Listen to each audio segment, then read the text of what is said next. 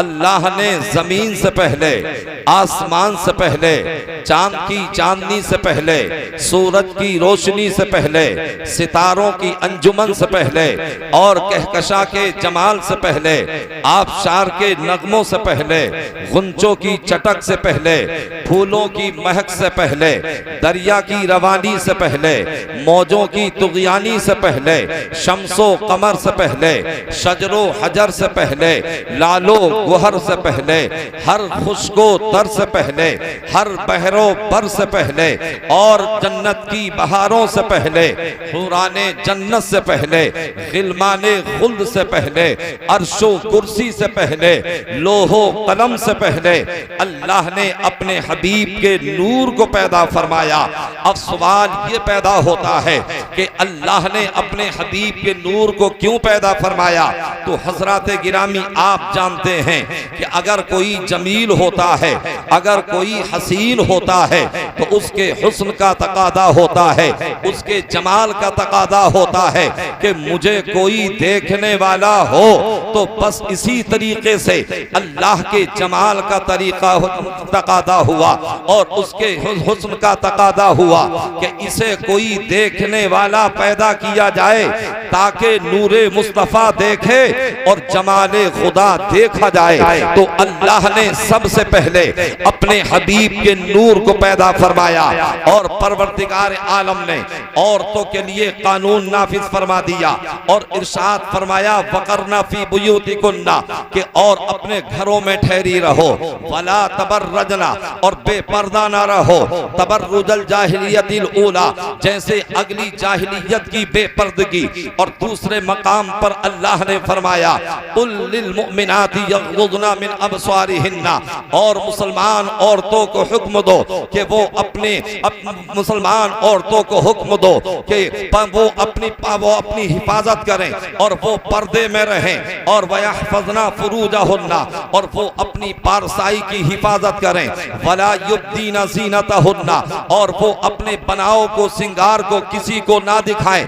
इसलिए कि औरत अगर बनाओ सिंगार करके अगर ये मेले और ठेले में जाएगी, अगर औरत बनाओ और सिंगार करके अगर ये बाजार में जाएगी, अगर औरत बनाओ सिंगार करके अगर ये मार्केट में जाएगी, अगर औरत बनाओ और सिंगार करके अगर ये ऑफिस में जाएगी, अगर औरत बनाओ सिंगार करके अगर ये अगियार के सामने जाएगी तो इसकी इस्मत दरी हो सकती है, इसका वकार मजरू हो सकता है, इसका तशख़्ख़ुस मिट सकता है, इसका दामन दागदार हो सकता है। तो इसीलिए अल्लाह ने ऐलान फरमा दिया कि अपने घरों में ठहरी रहो ताकि तुम्हारी इज्जत सलामत रहे, ताकि तुम्हारा वकार सलामत रहे।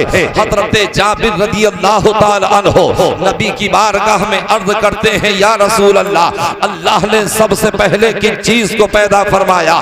तो सरकार ने इरशाद फरमाया या जाबिरु इन्नल्लाह खलक़ नूरा नबिय्यिका क़ब्ल अल अशिया, ए जाबिर अल्लाह ने सबसे पहले तेरे नबी के नूर को पैदा फरमाया।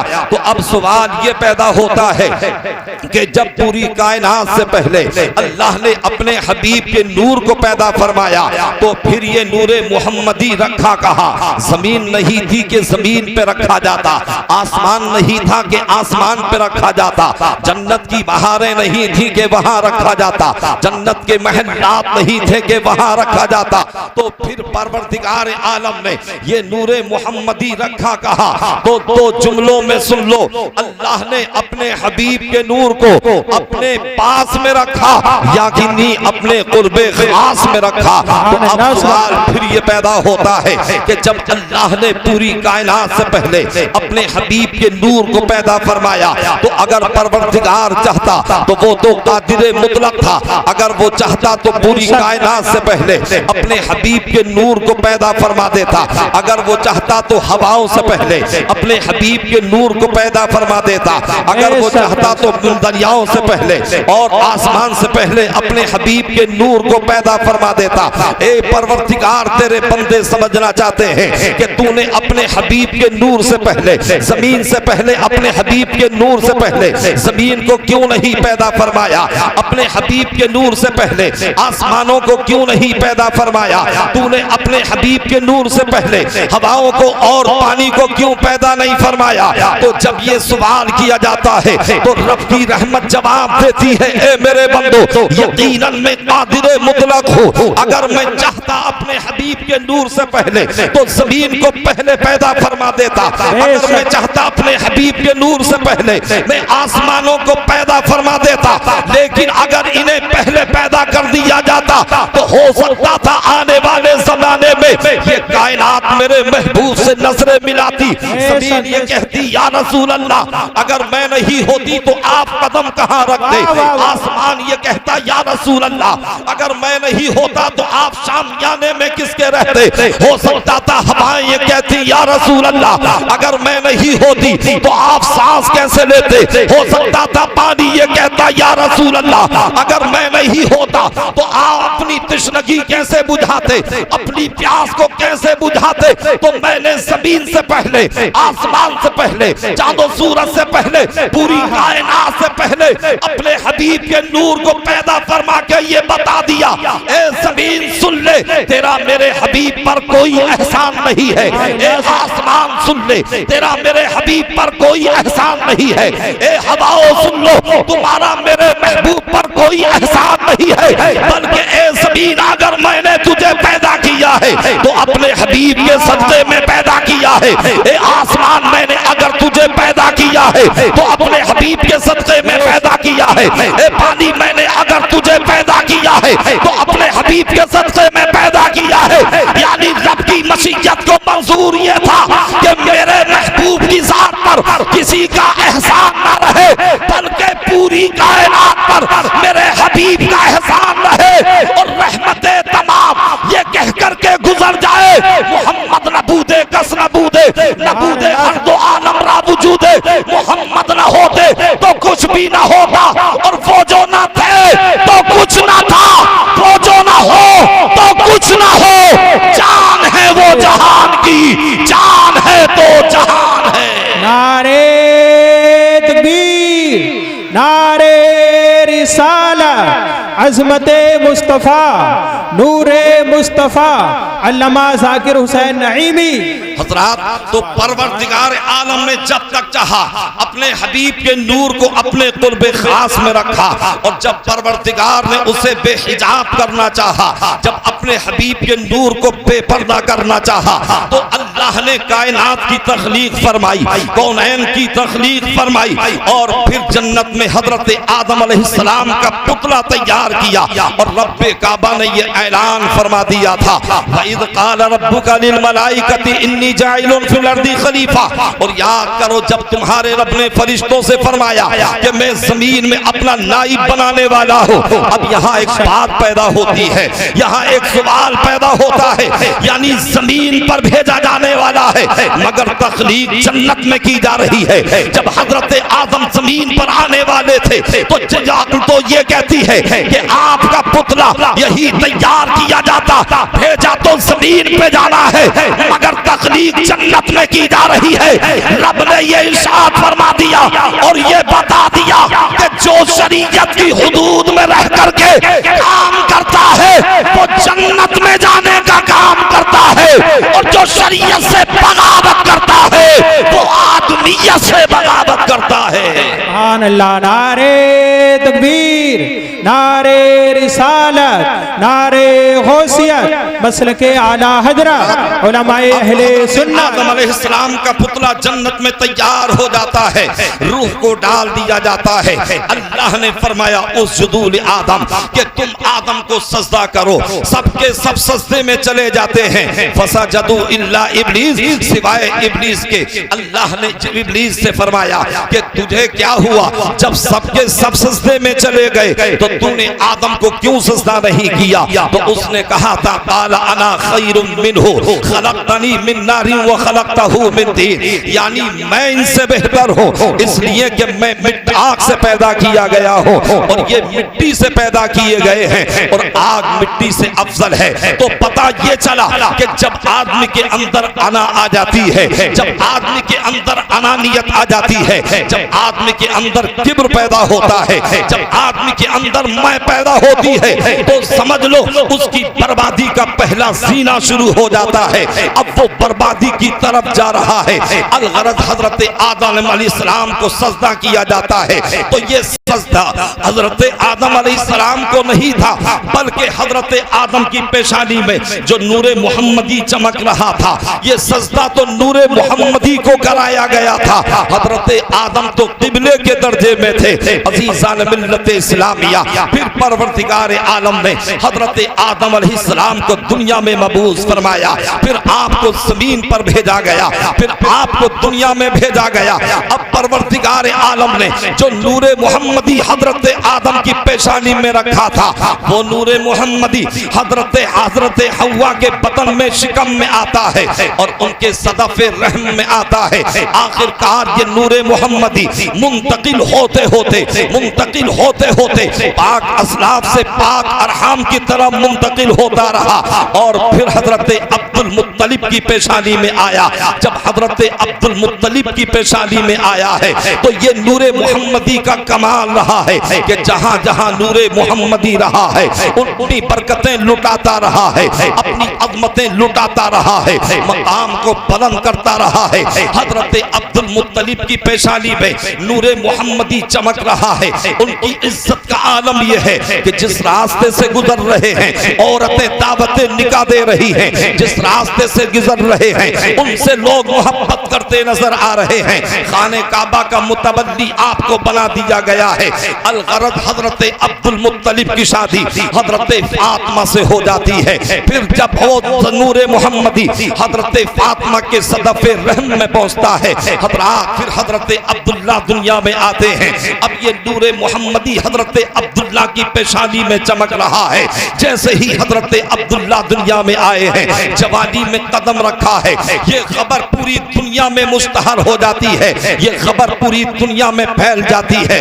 तो रैत के आलिमों ने कहा था, इंजील के आलिमों ने कहा था, ज़बूर के आलिमों ने कहा था कि ए दुनिया ईसाइयत सुन ले, ए दुनिया यहूदियत सुन ले और ए दुनिया नसरानियत सुन ले, इसलिए कि नूरे मोहम्मदी अपने बाप अब्दुल्ला की पेशानी में आ चुका है। और वो नूरे मोहम्मदी एक दिन जो है यानी इमामुल अंबिया इस दुनिया में तशरीफ लाएंगे। अगर वो नबी आखिरुल ज़मा आ गए तो तुम्हारे मजहब ईसाइयत का क्या होगा, तुम्हारे मजहब नसरानियत का क्या होगा, तुम्हारे मजहब यहूदियत का क्या होगा।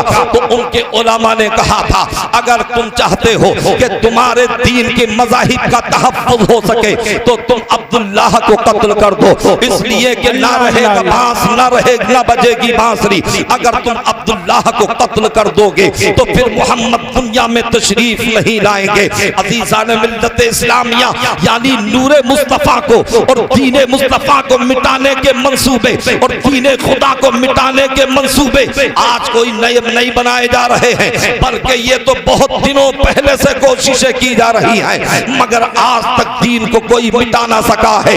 ना कल किसी ने दीन को मिटाया था, ना आज कोई मिटा सकता है, ना सुबह क़यामत तक कोई मिटा सकेगा। मिट गए मिटते हैं, मिट जाएंगे आधा तेरे, ना मिटा है ना मिटेगा कभी चर्चा तेरा। तवज्जो के साथ में मेरी गुफ्तगू को समाप्त कीजिएगा। अब हजरत अब्दुल्ला की पेशानी में नूरे मोहम्मदी चमक रहा है। 70 यहूदी नौजवान जमा होते हैं, अपने मुसम्मम करके अपने घरों से तलवारें लेके चलते हैं, जो कि जहर में बुझी हुई तलवारें थी, और हजरत अब्दुल्ला को कत्ल करने के इरादे से निकले हैं। इनके के चलने का अंदाज ये है कि ये दिन में तो राम छुप जाते हैं, रात में ये सफर करते हैं। अब ये सफर करते करते आए मक्का शरीफ के करीब। इन्होंने लोगों से पूछा था, लोगों बताओ कि हम अब्दुल्ला से मुलाकात करना चाहते हैं, हम अब्दुल्ला से मिलना चाहते हैं। लोगों ने कहा, देखो वो सामने जो अब्दुल्ला है, मगर तुम इनसे अब तो मुलाकात ना कर सकोगे। लेकिन अब्दुल्ला कभी कभी मक्के की पहाड़ियों में चले जाते हैं, सहराए मक्का में चले जाते हैं, कभी कभी दश्ते मक्का में चले जाते हैं, शिकार करने के लिए चले जाते हैं। जब यहूदियों ने ये सुना तो उनके दिल की कली खिलने लगी और वो पूरे मुकम्मल तौर से मुतमईन हो गए कि चलो पहाड़ियों में हम पनाह लेते हैं, हम पहाड़ियों में मख्फी और पोशीदा होकर के बैठते हैं। अब ये 70 यहूदी यहूदी मक्के की पहाड़ियों में जाकर के छुप जाते हैं। एक मर्तबा हजरत अब्दुल्ला जब मक्के की पहाड़ियों की तरफ आप शिकार के लिए गए हैं, जैसे ही आप वहां पहुंचे यहूदियों ने देखा कि हमारा शिकार हमारे दामे फरेब में आने वाला है। सबके सब पहाड़ियों से निकल करके आते हैं और नरगे में ले लेते हैं। हजरत अब्दुल्ला को बीच में ले लेते हैं, तलवारें निकाल रहे हैं, हजरत अब्दुल्ला को कत्ल करना चाहते हैं। और ये अज़्म मुसम्मम करके आए हैं, ये पक्का इरादा करके आए हैं, चाहते थे कि उन पे तलवारों से हमला कर दें। मगर कुरैश खानदान के एक शख्स थे जिनका नाम था हजरत वहब बिन अब्दे मुनाफ। जब उन्होंने ये मंजर देखा तो यानी खानदानी हमीयत ने जोश मारा। हजरत वहब बिन अब्दे मुनाफ ने चाहा कि मैं आवाज दूं, लेकिन जब आपने आवाज दी तो ऐसा लगता था जैसे किसी ने गले को दबोच लिया हो। हजरत वहब बिन अब्दे मुनाफ पत्थर को उठाना चाहते हैं, मगर सबीन ने पत्थर को नहीं छोड़ा है। हजरत अब्दे मुनाफ वहब बिन अब्दे मुनाफ यानी आप तेज तोड़ करके जाना चाहते हैं, मगर सबीन ने आपके कदमों को पकड़ लिया है कि आप क्या समझ रहे हैं, ये मामला क्या आया है।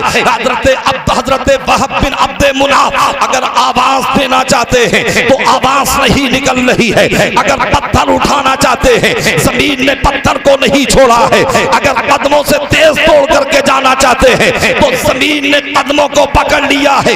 इसकी वजह ये थी कि अगर हजरत अब्दे मुनाफ आवाज दे करके हिफाजत करते, अगर पत्थर मार करके हिफाजत करते, अगर तोड़ करके जा करके बचाते तो हजरत अब्दुल्ला को तो बचना ही था। जब हजरत अब्दुल्ला बच जाते तो फिर ये मक्के में आकर के कहते, ए अब्दुल्ला अगर मैं तोड़ करके नहीं गया होता तो तुम्हें आज कत्ल कर दिया जाता, अगर मैंने पत्थर नहीं मारा होता तो आज तुम्हें कत्ल कर दिया जाता, अगर मैंने आवाज नहीं दी होती तो तुम्हें कत्ल कर दिया जाता। यानी हजरत अब्दुल्ला पर हजरत वहब बिन अब्दे मुनाफ मक्के में आकर के एहसान जताते, मगर ये रब की मशीयत को मंजूर नहीं था कि मेरे महबूब पर कोई एहसान जताए। हजरत वहब बिन अब्दे मुनाफ तो हिफाजत करने की तकबीरें सोच रहे थे, मगर रब की मशीयत ऐलान कर रही थी कि फानूस बन के जिसकी हिफाजत अदा करे वो शमा क्या बुझे जिसे रोशन खुदा करे। नारे तकबीर, नारे रिसालत, नारे गौसियत, मसलके आला हजरत उलमाए अहले सुन्नत अल्लामा ज़ाकिर हुसैन नईमी। यानी अल्लाह ने फरिश्तों की जमात को भेजा जो कि अपने हाथों में तलवारें लेकर के आए और उन 70 यहूदियों को कत्ल कर दिया, उन्हें खाक व खून में मिला दिया। हजरत अब्दुल्ला बहिफाजत मक्के में आते हैं, हजरत वहब बिन अब्दे मुनाफ भी घर में आते हैं और जैसे ही घर में आए अपनी बीबी हजरत बर्रा से कहा था, ए मेरी बीबी बर्रा, आज मैंने देखा है कि अब्दुल्लाह के साथ में क्या हुआ है, मगर अल्लाह ने उनकी हिफाजत की है। हमें अपनी बेटी आमना के लिए रिश्ता दरकार है, जाओ तुम अब्दुल्ला अब्दुल मुत्तलिब की बारगाह में और उनसे अब्दुल्ला का हाथ मांग लो और लिहाजा तुम उनका रिश्ता आमना के साथ में कर दो। अब हजरत बर्रा तोड़ करके जाती है, हजरत अब्दुल मुत्तलिब के पास में जाती है और जाने के बाद कहती है, ए अब्दुल मुत्तलिब, मैं तुम्हारे बेटे अब्दुल्ला का रिश्ता मांगने के लिए आई हो, तुम अपने बेटे का रिश्ता आमना के साथ में कर दीजिए। और मेरी बेटी के अंदर औसाफे हमीदा है, मेरी बेटी बड़ी नेक खसलत है, मेरी बेटी बड़ी अच्छी है, उसके अंदर कोई गुनाह की कमी की बात नहीं है। हजरत बर्रा ने कहा था, मेरी बेटी आमना की तरह से आज दुनिया में कोई लड़की नहीं है। हजरत अब्दुल मुत्तलिब ने कहा था कि मेरे बेटे अब्दुल्ला की तरह से आज कोई नौजवान नहीं है। और हजरात दोनों की नजीर मिल भी कैसे सकती थी, इसलिए कि इमामुल अंबिया को आना था, मुस्तफा जान रहमत को आना था, शहंशाह बतहा को आना था। अलगरस निकाह हो जाता है, शादी हो जाती है। अब हजरत अब्दुल्ला और हजरत आमना का दोनों का जो है यानी रिश्ता इज़्दिवाज में मुंसलिक हो जाते हैं। अब दोनों का रिश्ता हो जाता है, लेकिन हजरात जब नूरे मोहम्मदी की खबर पूरी दुनिया में गश्त कर रही रही थी। जब ये खबर मुल्क शाम में पहुंची है, जब ये खबर मुल्क यमन में पहुंची है, जब ये खबर मिस्र की सरजमीन पर पहुंची है, जब ये खबर ईरान की सरजमीन पर पहुंची और जब मुल्क शाम की सरजमीन पर पहुंची, तो मुल्क शाम के बादशाह की बेटी जिसका नाम फातिमा मुअर्रिखीन ने लिखा है, जब फातिमा ने ये सुना कि नूरे मोहम्मदी अब्दुल्ला की पेशानी में जगमगा रहा है, उसने अपनी कनीजों को लिया, उसने अपने मालो असासा को लिया, उसने अपने मालो दौलत को लिया और सबको यकजा करने के बाद वो मक्के की तरफ सफर करना शुरू कर देती है। और मुद्दते मदीद के बाद फिर ये मक्के की सरजमीन पर आती है। हतीम काबा के पास इसने क़याम किया। लोगों से पूछा था, लोगों बताओ कि हजरत अब्दुल्लाह कहाँ मिलेंगे? मैं हजरत अब्दुल्लाह को देखना चाहती हूँ, मैं उनसे मुलाकात करना चाहती हूँ। किसी ने कहा सामने देख रहे हो, यही हजरत अब्दुल्लाह है जो खाने काबा का तवाफ कर रहे हैं। हजरत अब्दुल्लाह तवाफ काबा कर रहे थे। अब वो लड़की फातिमा जाती है, ईरान की शहजादी हजरत अब्दुल्ला के पास में पहुंची और पहुंचने के बाद में कहा था, उसने चेहरे को देखा तो और ज्यादा फरेफ्ता हो जाती है, इसलिए कि अब्दुल्ला की पेशानी चमक रही थी। हजरत अब्दुल्ला से कहा था, ए अब्दुल्ला क्या तुम मुझसे निकाह करोगे? क्या तुम मुझसे शादी करोगे?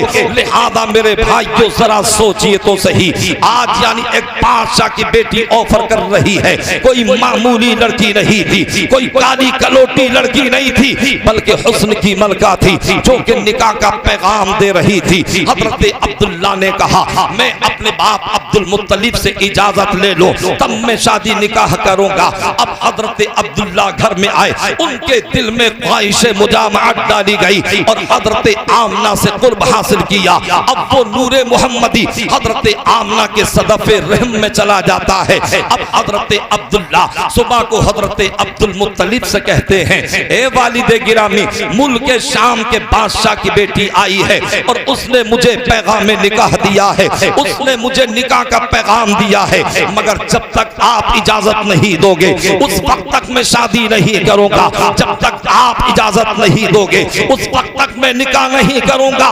तो ए मेरे नौजवानों जरा सोचो और जरा तसव्वुर तखय्युल में लाओ, सरकार के वालिद हजरत अब्दुल्लाह को यानी निकाह शादी की इजाजत ले रहे हैं। अब वो नौजवान कौल का कान खोल करके सुने कि जो अपनी मर्जी से शादी कर रहे हैं, ना बिरादरी देख रहे हैं, ना इमाम देख रहे हैं, ना काफिरा को देख रहे हैं, ना मुशरिका को देख रहे हैं, और दीवानी यानी जवानी दीवानी हुआ करती है। जरा सी मोहब्बत क्या हो गई, फिर तो ना माँ की इज्जत का ख्याल है, ना बाप की इज्जत का ख्याल है, ना खानदान की इज्जत का ख्याल है, ना रिश्तेदारों का ख्याल है। अब ये दोनों या तो कोर्ट मैरिज कर रहे हैं या भाग करके शादी कर रहे हैं। अब ये शादी तो होती है, मगर मेरे भाइयों नतीजा क्या निकलता है?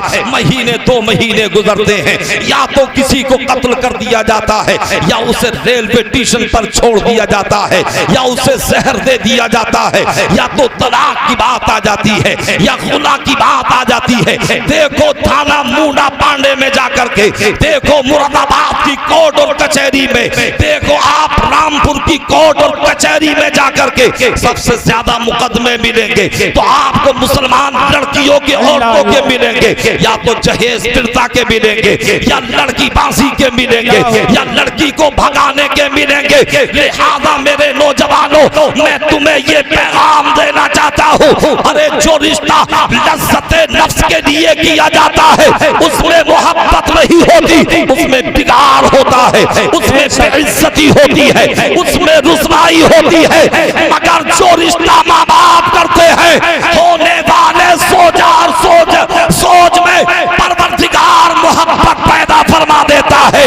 अब जब मर्जी से शादी होती है तो वो घर रहमतों का मामूरा बन जाता है। नारे तकबीर, नारे रिसालत, मिलादे मुस्तफ़ा कॉन्फ्रेंस, आशिक रसूल कमेटी। मरअतुल अर्बईन लिमालिहा वली हसबिहा वली जमालिहा वली दीनिहा फज़फर बिदातिद्दीन तरिबत यदा। यानी 3 वजहों से, 4 वजहों से निकाह किया जाता है। औरत के मालो दौलत की वजह से, औरत के हुस्न जमाल की वजह से, औरत के हसबो नसब की वजह से और औरत के दीन की वजह से। मेरे आका इरशाद फरमाते हैं फज़फर बिदातिद्दीन, यानी तुम दीन वाली को पसंद करो। अगर तुम दीन वाली पसंद ना करोगे तो तसव्वुर भी इज्जत का नहीं किया जा सकता है, सुकून का कोई तसव्वुर नहीं किया जा सकता है। अज़ीज़ान मिल्लत इस्लामिया, मेरे आका इरशाद फरमाते हैं अगर तुम ऐसा नहीं करोगे तब तरिबत यदा, तो तुम यानी गर्द आलूद हो जाओ, तुम्हारी नाक गर्द आलूद हो जाए। मतलब यह है कि तुम रुसवा हो जाओगे, तुम जलील हो जाओगे। तो ए मेरे नौजवानों, इस कॉन्फ्रेंस से ये पैगाम लेकर के जाना और ये अज़्म मुसम्मम करके जाना, हम जो भी कदम उठाएंगे माँ बाप की मर्जी से उठाएंगे। अगर माँ बाप की मर्जी से कदम उठाओगे तो तुम्हारा रसूल भी राजी हो जाएगा और तुमसे तुम्हारा परवरदिगार भी राजी। बहुत खूब, सुभान अल्लाह। अब हजरत अब्दुल्ला से हजरत अब्दुल मुत्तलिब ने कहा बेटा निकाह सानी करने की इजाजत है, आप निकाह कर सकते हैं। अब हजरत अब्दुल्ला आए सुबह को काबा का तवाफ करने के लिए। जब जाने काबा का तवाफ किया तो फिर वो लड़की आई करीब में, मगर अब्दुल्ला के चेहरे को देखा और देखने के बाद अपने रुख को फेर लेती है। हजरत अब्दुल्ला ने कहा था ए फातिमा जरा ये बता दे, कल तो तू मुझे निकाह का पैगाम दे रही थी, कल तो तू मुझे पैगाम शादी दे रही थी, मगर आज तूने अपने चेहरे को क्यों फेर लिया है? उस शहजादी ने जवाब दिया था ए अब्दुल्ला मुझे कोई गलत मत समझना, बल्कि मैं तो निकाह का पैगाम दे रही थी। वजह यह थी कि तुम्हारी पेशानी में जो नूरे मोहम्मदी था, मैं तो ये चाहती थी, मैंने तौरात के आलिमों से सुना था, मैंने ज़बूर के आलिमों से सुना था कि वो नूरे मोहम्मदी अब्दुल्ला की पेशानी में चमक रहा है और जो अब्दुल्ला की बीवी बनेगी इमामुल अंबिया उसी के बतन से दुनिया में आएंगे। तो मेरी तमन्ना ये थी कि आप मेरे शोहर बन जाए और इमामुल अंबिया दुनिया में आए तो मेरे बतन से आए, इसलिए कि जब इमामुल अंबिया दुनिया में मेरे बतन से आएंगे तो जहां मुस्तफा का चर्चा होगा तो वहां मेरा भी चर्चा होता रहेगा। सुभान अल्लाह, सुभान अल्लाह, माशाअल्लाह। तो ये नूरे मोहम्मदी का कमाल है, ये नूरे मोहम्मदी ये जहां जहां रहा है वहां अपनी बरकतें लुटाता रहा है। अगर ये हजरत आदम की पेशानी में रहा है, हजरत आदम की तौबा को कबूल किया गया है, हजरत इब्राहीम की पेशानी में रखा गया है तो उन पर नारे नमरूद को गुलजार कर दिया गया है। हजरत गिरामी यही नूरे मोहम्मदी हजरत इस्माइल अलैहिस्सलाम की पेशानी में रखा गया तो हजरत इस्माइल को छुरी के नीचे से निकाल करके जन्नत का दुम्बा ला करके यानी उसे ज़िबा करा दिया गया है, हजरत इस्माइल को बचा लिया गया है। तो ये नूरे मोहम्मदी का कमाल है कि ये नूरे मोहम्मदी जहां जहां रहा है अपनी बरकतें लुटाता रहा है, अपनी रहमतें लुटाता रहा है, अपनी अज़मतें लुटाता रहा है। यहाँ तक कि अगर हजरत आदम चमके हैं तो इसी नूर से चमके हैं, हजरत शीश चमके हैं तो इसी नूर से चमके हैं, हजरत याकूब चमके हैं तो इसी नूर से चमके हैं, हजरत यूसुफ चमके हैं तो इसी नूर से चमके हैं, हजरत इब्राहीम चमके हैं तो इसी नूर से चमके हैं, हजरत इस्माइल चमके हैं तो इसी नूर से चमके हैं, हजरत मूसा चमके हैं तो इसी नूर से चमके हैं, हजरत ईसा चमके हैं तो इसी नूर से चमके हैं, अजी जिब्रील चमके हैं तो इसी नूर से चमके हैं, मीकाईल चमके हैं तो इसी नूर से चमके हैं, इसराफील चमके हैं तो इसी नूर से चमके हैं, इस्राईल चमके हैं तो इसी नूर से चमके हैं, सिद्दीक़ अकबर चमके हैं तो इसी नूर से चमके हैं, फारूक आज़म चमके हैं तो इसी नूर से चमके हैं, उस्मान गनी चमके हैं तो इसी नूर से चमके हैं, अली के मुर्तज़ा चमके हैं तो इसी नूर से चमके हैं, इमाम हसन चमके हैं तो इसी नूर से चमके हैं। अमीर मुआविया चमके हैं तो इसी नूर से चमके हैं। इमाम आजम चमके हैं तो इसी नूर से चमके हैं। गौसे आजम चमके हैं तो इसी नूर से चमके हैं। गरीब नवाज चमके हैं तो इसी नूर से चमके हैं। साबिर पाक चमके हैं तो इसी नूर से चमके हैं। महबूब इलाही चमके हैं तो इसी नूर से चमके हैं। मखदूम सिमला चमके हैं तो इसी नूर से चमके हैं। मखदूम मारेरा चमके हैं तो इसी नूर से चमके हैं। वारिस देवा चमके हैं तो इसी नूर से चमके हैं। सदरुल शरिया चमके हैं तो इसी नूर से चमके हैं। आला हजरत चमके हैं तो इसी नूर से चमके हैं। और सदरुल्लाह फाजिल चमके हैं तो इसी नूर से चमके हैं। हाफिज मिल्लत चमके हैं तो इसी नूर से चमके हैं। मुजाहिद मिल्लत चमके हैं तो इसी नूर से चमके हैं। अजी ताजुल शरिया चमके हैं तो इसी नूर से चमके हैं। तुम भी नबी की बारगाह में अपने अरीज़े को पेश करो और ज़बान आला हज़रत में बोलो, या रसूल अल्लाह, चमक तुझसे पाते हैं सब पाने वाले, मेरा दिल भी चमका दे चमकाने वाले। अल्लाह, नारे तकबीर, नारे रिसालत, नारे गौसियत, मसलके आला हजरत। जो मुझे टाइम दिया गया है इंशाअल्लाह मैं उसी टाइम के मुताबिक जो है अपना कलाम और अपनी गुफ्तगू को जारी रखूंगा। जब मेरा टाइम मुकम्मल हो जाएगा तो इंशाअल्लाह मैं अपनी गुफ्तगू को ख़त्म कर दूंगा।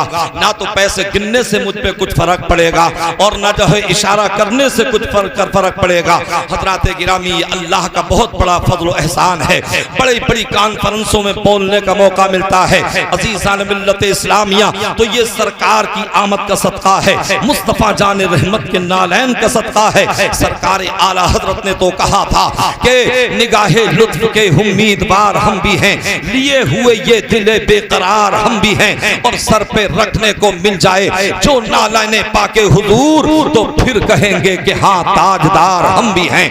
अलगरज सरकार अपनी माँ के शिकम में है, यानी अपनी माँ के शिकम में आप पल रहे हैं, यानी 2 महीने आप 2 महीने के अपनी माँ के शिकम में हैं। हजरत आमना को 2 महीने का हमल है। हजरत अब्दुल मुत्तलिब ने कहा था, ए मेरे बेटे अब्दुल्ला, हमारे यहाँ बच्चा पैदा होने वाला है, हम मक्के वालों की दावत करेंगे, तुम माले तिजारत लेकर के जाओ मुल्क शाम और वहां से जरे कसीर लेकर के आओ, हम अच्छी दावत खिलाएंगे, हम लोगों की ज़ियाफत करेंगे, हम लोगों को दावते ताम देंगे। अलगरज हजरत हजरत अब्दुल्ला जाते हैं, मुल्क शाम की तरफ जाते हैं और तिजारत करते हैं। जब वापस होने लगते हैं, मदीना शरीफ की सरजमीन पर पहुंचे, आपकी तबीयत नासाज हो गई। हजरत अब्दुल्ला वहीं रुक जाते हैं, काफले वाले मदीना मक्का शरीफ आ जाते हैं। हजरत अब्दुल मुत्तलिब ने कहा था, ए लोगों जरा ये बताओ कि तुमने मेरे बेटे अब्दुल्ला को कहां छोड़ा है? लोगों ने, काफले वालों ने कहा, उनकी तबीयत नासाज थी, हमने उन्हें मदीना शरीफ में छोड़ा है।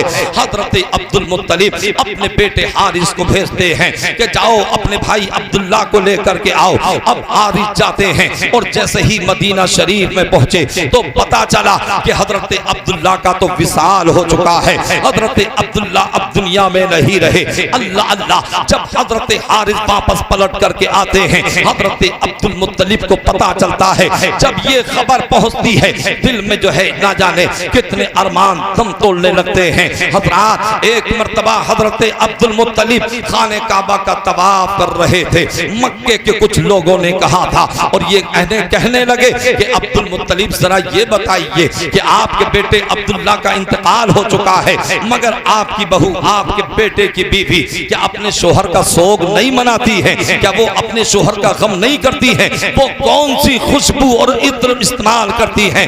ऐसी मक्के वालों ने कभी पहले सूंघी है और शायद न आइंदा कभी सूंघ सकते हैं।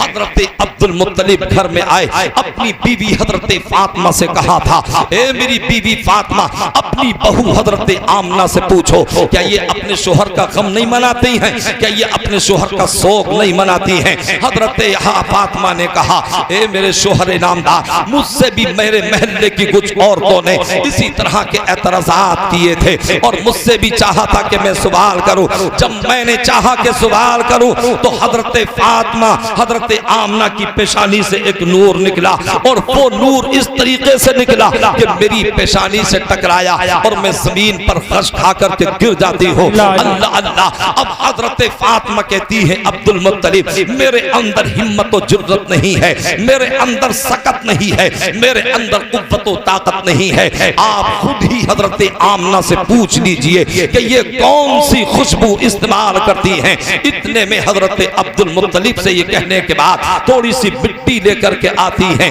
कहती हैं कि इस पर हजरत आमना का हाथ लगा था। अब वो मिट्टी हजरत अब्दुल्ला को दी गई। जब हजरत अब्दुल मुत्तलिब को वो मिट्टी दी गई, जब हजरत अब्दुल मुत्तलिब ने उसे सूंघा तो वो मिट्टी महक रही थी। जब तकिए को देखा तो वो महक रहा था, जब बिस्तर को देखा तो वो महक रहा था, दरो दीवार को देखा तो वो महक रहा था। हजरत आमना ने कहा था ए वालिदे गिरामी अब्दुल मुत्तलिब आप शोक की बात करते हैं, आप गम की बात करते हैं। जब से मेरे शोहर अब्दुल्ला का इंतकाल हुआ है ना दिन में सुकून मिलता है ना रात में सुकून मिलता है। मैं अख्तर शुमारी करके रात को गुजारती हूँ और आप मुझसे सुनिए मैं पूरी कैफियत बयान करती हूँ। अब हजरत आमना बयान करती हैं कि जब मैं पानी भरने के लिए कुएं पर जाती हूँ और जब मैं कुएं के पास में पहुँचती हूँ तो पानी का कुआं ऊपर को आ जाता है। मैं हाथ डाल करके पानी भर लेती हूँ। मेरी और सहेलियां और मक्के की और औरतें कहा करती हैं ए बहन आमना जरा ठहरी रहना, कि तुम ठहरी रहोगी तो ये पानी ऊपर रहेगा, हम भी तुम्हारे सत्ते में भर लेंगी। और ए वालिदे गिरामी जब मैं पानी भरने के बाद वहां से कदम घर की तरफ को रखती हो और जब मैं नोकीले पत्थरों पर अपने कदम को रखती हो तो वो नोकीले पत्थर जो है मोम हो जाते हैं। मैं जिन दरख्तों के सामने से गुजरती हूँ वो दरख्त सलाम पेश करते नजर आते हैं और मैं जिन गलियों से गुजरती हूँ वो गलियां महकती नजर आती हैं। इसमें मेरा कमाल नहीं बल्कि मेरे शिकम के अंदर जो मेरा बेटा पल रहा है ये मेरे बेटे का कमाल है। तभी तो आला हज़रत फरमाते हैं उनकी महक ने दिल के गुंजे खिला दिए हैं, जिस राह चल दिए हैं कूचे बसा। सुभान अल्लाह सुभान अल्लाह। हज़रात वक्त गुजरता चला गया यहाँ तक के वो साते सईद आई। अब मैं अपनी गुफ्तगू को इख्तिताम पजीर करना चाहता हूँ, इख्तिताम की तरफ अपनी गुफ्तगू को ले जा रहा हूँ। जब वो साते सईद आई जो कि विलादत का वक्त होता है, जो कि पैदाइश का वक्त होता है, हजरत आमना रज़ियल्लाहु ताला अन्हा फरमाती हैं कि हजरत जिब्रील अमी आए और आने के बाद मेरे शिकम की तरफ तवज्जो करके कहा इज़हर या सय्यदल मुरसलीन, इज़हर या खातमन नबिय्यीन, इज़हर या इमामन नबिय्यीन। यानी हजरत आमना कहती हैं कि जिब्रील अमी आए और आने के बाद सरकार को खिताबात से याद कर रहे हैं। आज हमारे और आपके यहाँ भी बच्चे पैदा होते हैं मगर हजरात ये पता नहीं चलता कि बच्चा पैदा होने के बाद नारे रिसालत, नारे हैदरी, नारे गौसियत, मसलके आला हजरत, उलमाए अहले सुन्नत, शायर इस्लाम जनाब सईद अख्तर साहब किबला। देखिए माशाअल्लाह सुभान अल्लाह, हमारे बरादर असगर जनाब सईद अख्तर साहब जो बहुत बड़े शायर हैं जोखनपुरी तशरीफ ला चुके हैं। अल्हम्दुलिल्लाह जब ये पढ़ेंगे तो इंशाअल्लाह आप झूमेंगे, तड़पेंगे, मचलेंगे और आप जोर से बोलेंगे। और शायर इस्लाम शमीम रजा नूरी भी तशरीफ फरमा हैं, आप इनके भी कलामात को समाअत करेंगे। और फिर कुछ ही देर के बाद हजरत अल्लामा मुफ्ती हम्माद रजा साहिब किबला भी तशरीफ लाने वाले हैं, आप उनके भी खिताब से महजूज होंगे। तो मैं अर्ज ये कर रहा था आज भी बच्चे पैदा होते हैं मगर आज तक ना कोई मशीन बता सकती है, आज तक ना कोई अल्ट्रासाउंड बता सकता है, आज तक ना कोई चेकअप मशीन बता सकती है, आज तक ना कोई साइंटिस्ट बता सकता है, आज तक ना कोई रिसर्च करने वाला बता सकता है कि पेट में जो बच्चा पल रहा है ये बच्चा पैदा होने के बाद ये रहसन बनेगा या ये आलिम बनेगा, ये डाकू बनेगा या ये शराबी बनेगा, ये मुफ्ती बनेगा, ये अच्छा बनेगा या बदकार बनेगा, ये नमाजी बनेगा या ये शराबी बनेगा, ये हाजी बनेगा या ये क्या क्या बनेगा, कोई भी नहीं बता सकता। मगर ये शान मुस्तफा है कि मुस्तफा अभी दुनिया में तशरीफ लाए नहीं है बल्कि हजरत जिब्रील इस तरह की बशारत दे रहे हैं कि ए नबियों के इमाम तशरीफ लाइए, ए नबियों के खातिम तशरीफ लाइए, ए नबियों के इमाम तशरीफ लाइए। तो ये है अज़मत मुस्तफा। मेरे इमाम ने बता दिया अल्लाह की सरदाबा कदम शान है ये, इंसान ही इंसान, वो इंसान है ये। और कुरान तो ईमान बताता है इन्हें, ईमान ये कहता है मेरी जान है ये। बेशक क्या बात। अब सरकार के दादा हजरत अब्दुल मुत्तलिब फरमाते हैं अना अतूफु बिल काबती तिलकल लैला, यानी इमामुल अंबिया की रात मैं खाने काबा का तवाफ कर रहा था। मैंने देखा कि खाने काबा की इमारत या का यक जो है दरे आमना की तरफ झुकी और फिर थोड़ी देर के बाद में सीधी खड़ी हो गई। जबकि दुनिया का उसूल और तरीका यह है कि अगर कोई बिल्डिंग मिस्मार हो जाती है, अगर वो जमी बोस हो जाती है, आप गज़ा की इमारतों को देखें या आप ज़लज़ले में गिरी हुई इमारतों को देखें, या तो उसे तामीर करना पड़ता है या उसकी तोसीज़ करना पड़ती है या उसे दोबारा बनाना पड़ता है, मगर आज तक कोई इमारत अपने आप खड़ी नहीं होती। मगर ये खाने काबा की शान है। हजरत अब्दुल मुत्तलिब कहते हैं कि मैंने देखा खाने काबा झुका और झुकने के थोड़ी देर बाद फिर खड़ा हो गया, फिर अपनी जगह सलामती के साथ में खड़ा हो गया। मैंने रब की बारगाह में अर्ज की मौला ये क्या मामला है। आज से पहले मैंने बहुत मर्तबा तवाफ़े काबा किया है, मगर मैंने खाने काबा को झुकते हुए कभी नहीं देखा। तो फिर आतिफ़े गैबी से आवाज़ आती है, ए अब्दुल मुत्तलिब ये मुझसे मत पूछो बल्कि ये खाने काबा से पूछो। हजरत अब्दुल मुत्तलिब कहते हैं मैंने रब की बारगाह में अर्ज की मौला क्या ये खाने काबा बोलेगा?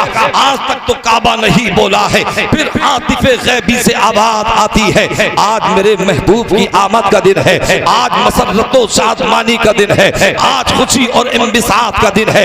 आज तक तो काबा नहीं बोला था, मगर आज काबा बोलेगा। हजरत अब्दुल मुत्तलिब कहते हैं मैंने खाने काबा की तरफ तवज्जो की और तवज्जो करके काबे से कहा, ए काबे जरा ये बता कि अव्वलीन का काबा तू है, आखिरीन का काबा तू है, आदम का काबा तू है, शीश का काबा तू है, हूद का काबा तू है, लूत का काबा तू है, इब्राहिम का काबा तू है, इस्माइल का काबा तू है, ईसा का काबा तू है, मूसा का काबा तू है, और औलिया का काबा तू है, अब्बास का काबा तू है, और अब्दाल का काबा तू है, औताद का काबा तू है, राकिईन का काबा तू है, साजिदीन का काबा तू है, शाकिरीन का काबा तू है, सालिहीन का काबा तू है। एक काबा सबका तो काबा तू है, मगर जरा ये बता दे कि तू किसके लिए झुका है। तो काबे से आवाज आती है, अल्लाह उसे कुव्वते गोयाई अता फरमाता है और काबा कहने लगता है, ए अब्दुल मुत्तलिब सुनो सुनो, यानी अव्वलीन का काबा मैं हूँ, आखिरीन का काबा मैं हूँ, आदम का काबा मैं हूँ, शीश का काबा मैं हूँ, लूत का काबा मैं हूँ, हूद का काबा मैं हूँ, इब्राहिम का काबा मैं हूँ, इस्माइल का काबा मैं हूँ, और अब्बास का काबा मैं हूँ, औताद का काबा मैं हूँ, अब्दाल का काबा मैं हूँ, राकिईन का काबा मैं हूँ, साजिदीन का काबा मैं हूँ, शाकिरीन का काबा मैं हूँ, सालिहीन का काबा मैं हूँ। ए अब्दुल मुत्तलिब सुनो सुनो, यानी सबका काबा तो मैं हूँ, मगर मेरा काबा वो है जो आमना की गोद में आया है। तभी तो आला हजरत फरमाते हैं कि जिनके सजदे को महराबे काबा झुकी उन भवों की लताफत पे लाखों सलाम। नारे तकबीर, नारे रिसालत, मिलादे मुस्तफ़ा कॉन्फ्रेंस, आशिक रसूल कमेटी। सुभान अल्लाह। बस बात खत्म हो रही है मेरी। तो जवाब दिया कि सबका काबा तो मैं हूं, मगर मेरे काबा मोहम्मद अरबी है सल्लल्लाहु अलैहि वसल्लम। अब मक्के का दस्तूर ये था कि जब वहां बच्चा पैदा होता तो सबसे पहले उसे खाने काबा का तवाफ कराया जाता। लड़की पैदा हो या लड़का, दोरे जहालत में उनका ये मामूल था। हजरत आमना ने अब्दुल मुत्तलिब को दिया कि आप ले जाइए और खाने काबा का तवाफ करा के लाइए। तारीख बताती है, उलमा बताते हैं, फरमाते हैं कि जब हजरत अब्दुल मुत्तलिब लेकर के गए तो कुछ अहले कुरैश ने देखा कि जब हजरत अब्दुल मुत्तलिब कपड़े में छुपा करके सरकार को ले जा रहे थे तो ऐसा लग रहा था कि अब्दुल मुत्तलिब काबे की तरफ बढ़ रहे हैं या काबा अब्दुल मुत्तलिब की तरफ बढ़ रहा है। अल्लाह अल्लाह। अब हजरत अब्दुल मुत्तलिब सरकार को गोद में लेकर के गए, खाने काबा का तवाफ कराया और तवाफ कराने के बाद फिर हजरत आमना की गोद में ला करके दे दिया। फिर हजरत आमना की अमानत आमना को सौंप दी। अब हजरत आमना रज़ियल्लाहु ताला अन्हा है, उसके दिल से पूछिए नाकामियों की लज्जतें। जो मुसाफिर लुट गया हो जाके मंजिल के करीब, जिस औरत की कोख में बच्चा पल रहा हो और उसका शोहर दुनिया से चला गया हो, जिस औरत के बच्चा पैदा हुआ हो और बच्चे की पैदाइश से पहले उसका बाप दुनिया में ना रहा हो और वो औरत बेवा हो गई हो, उसके दिल पर क्या गुजरती होगी, उसे कितनी अज़ियतें होती होंगी, उसे कितनी तकलीफें होती होंगी। अल्लाह अल्लाह। अब हजरत आमना रज़ियल्लाहु ताला अन्हा है, बात आ रही है आपकी समझ में? तो घूर क्यों रहे हो? मोहब्बत से बोलिए सुभान अल्लाह, सुभान अल्लाह। अच्छा, पीछे वाले तो ये सोच रहे हैं कि सारी जिम्मेदारी हमने आगे वालों को दे दी, नोटों के जरिए भी दाद वही देंगे और होठों के जरिए भी दाद वही देंगे। मगर याद रखिए, रब फरमाता है ला तज़िरु वाज़िरतुन विज़रा उख़रा, क़यामत के दिन एक जान दूसरे का बोझ नहीं उठाएगी। जैसे रामपुर या मुरादाबाद जाकर के बिरयानी खाते हो और उस बिरयानी से न बीवी को फायदा होता है न दूसरे भाई को फायदा होता है, जो खाता है उसी की शिकमसेरी होती है। तो इसी तरीके से अगर आप सुभान अल्लाह बोलेंगे तो सवाब आपको मिलेगा, नेकियां आपको मिलेंगी। एक मर्तबा मोहब्बत से बोलें सुभान अल्लाह। तो मैं अर्ज ये कर रहा था, हजरत अब्दुल मुत्तलिब सरकार को लाए। अल्लाह अल्लाह। अब ये कैसा मुकद्दस बच्चा था और कैसी मुकद्दस शख्सियत थी कि जिनके सदक़े में अल्लाह ने कुनैन की तख्लीक फरमाई। सरकार को लेकर के आए, हजरत आमना की गोद में दे दिया। अब हजरत आमना अपने बच्चे को देख रही हैं और देख करके कह रही हैं बच्चा बड़ा हसीन है, बच्चा बड़ा खूबसूरत है, बच्चा बड़ा जमाल वाला है। मगर फिर अंदर से दिल भर आता है और पल के आंसुओं से भीग जाती हैं। हजरत आमना सोच रही हैं अगर बच्चा खूबसूरत है मगर है तो यतीम, बच्चा जमाल वाला है मगर है तो यतीम, अगर इसका बाप दुनिया में होता तो इसके लिए खिलौने ला करके देता, अगर इसका बाप दुनिया में होता तो इसे घुमाने के लिए लेकर के जाता, अगर इसका बाप दुनिया में होता तो इसे लोरियां दे करके सुलाता। लेकिन अब इसका बाप दुनिया में नहीं है। काश इसके बाप अब्दुल्लाह मौजूद होते, काश मेरे शोहर अब्दुल्लाह मरहूम दुनिया में होते। अब हजरत आमना अंदर से दिल तड़प रहा है और आंखें पलकों और पलकें आंसुओं से भीगी जा रही हैं। दिल ही दिल में ये सोच रही हैं आखिर मेरे बच्चे को लिखना कौन सिखाएगा, मेरे बच्चे को पढ़ना कौन सिखाएगा, मेरे बच्चे को खिलौने कौन ला करके देगा। हजरत आमना तो ये सोच ही रही थी कि आतिफे गैबी से आवाज आती है ए आमना फिक्रमंद मत हो, अलम यजिद का यतीमन फाबा, अगर हमने बच्चे को यतीम पैदा किया है तो हम इसकी यतीमी दूर करना भी जानते हैं। और ए आमना सुन ले, ये तेरा बेटा बाद में है, मेरा हबीब पहले है। फिर आतिफे गैबी से आवाज आती है ए आमना फिक्र मत कर, इसलिए कि अगर तेरे बच्चे का खेलने के दिल करेगा तो मैं चांदो सूरज को खिलौना बना दूंगा, अगर तेरे बच्चे का लोरियों को दिल करेगा तो मैं फरिश्तों से लोरियां दिलवा दूंगा। और ए आमना तेरे बच्चे को लिखाने वाला मैं हूँ, तेरे बच्चे को पढ़ाने वाला मैं हूँ, अगर तेरे बच्चे का सैर करने को दिल करेगा तो महराज को बुला करके सैर करा दूंगा। सुभान अल्लाह, सुभान अल्लाह, माशाअल्लाह। अब एक बात बहुत काबिल गौर है और आखिरी बात मेरी समाप्त कीजिएगा। हजरात गिरामी, अल्लाह ने एक तरफ अपना हबीब भी बनाया, अपना महबूब भी बनाया, अपना रसूल भी बनाया, अपने हबीब के सदक़े में कौनैन की तख्लीक भी फरमाई। तो क्या महबूब के साथ में ऐसा ही सलूक होना चाहिए? क्या महबूबीन के साथ में ऐसा ही सलूक किया जाता है?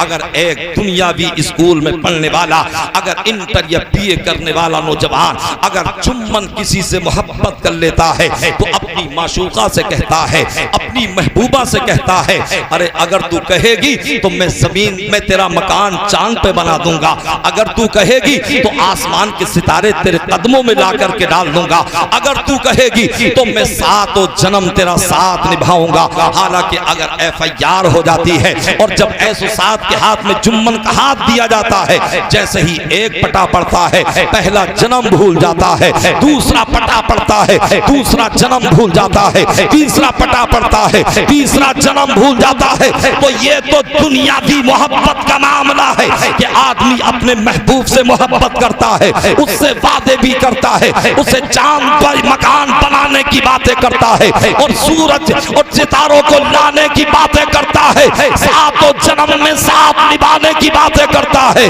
मगर ए परवरदिगार, तेरे बंदे समझना चाहते हैं कि जब तूने अपने हबीब को महबूब बनाया, अपने रसूल को हबीब बनाया, अपने अपना प्यारा बनाया, तो ए परवरदिगार समझ में नहीं आता कि सरकार 2 महीने के अपनी माँ के शिकम में है, बाप का साया सर से उड़ गया, जब 7-6 साल के हुए माँ का साया सर से उठा लिया गया, 8 साल की दादा की उम्र शरीफ होती है, हजरत अब्दुल मुत्तलिब भी दुनिया में नहीं रहते हैं। ए परवरदिगार, बाप का साया क्यों उठाया गया, दादा का साया क्यों उठाया गया, माँ का साया सर से क्यों उठाया गया? तो बतौर तमसील आप समाप्त कर लीजिए। यानी हम गए किसी अल्लामा शुएब अख्तर के घर में गए, अब हम 2-3 लोग थे, इनके बच्चा आया और बच्चे ने आकर के कहा अस्सलामु अलैकुम। अब साथ में मौलाना सईद अख्तर शायर साहब थे या शमीम रजा नूरी थे, उन्होंने कहा कि बच्चे का कमाल नहीं बल्कि ये तरबियत का असर है, ये माँ की तरबियत का असर है।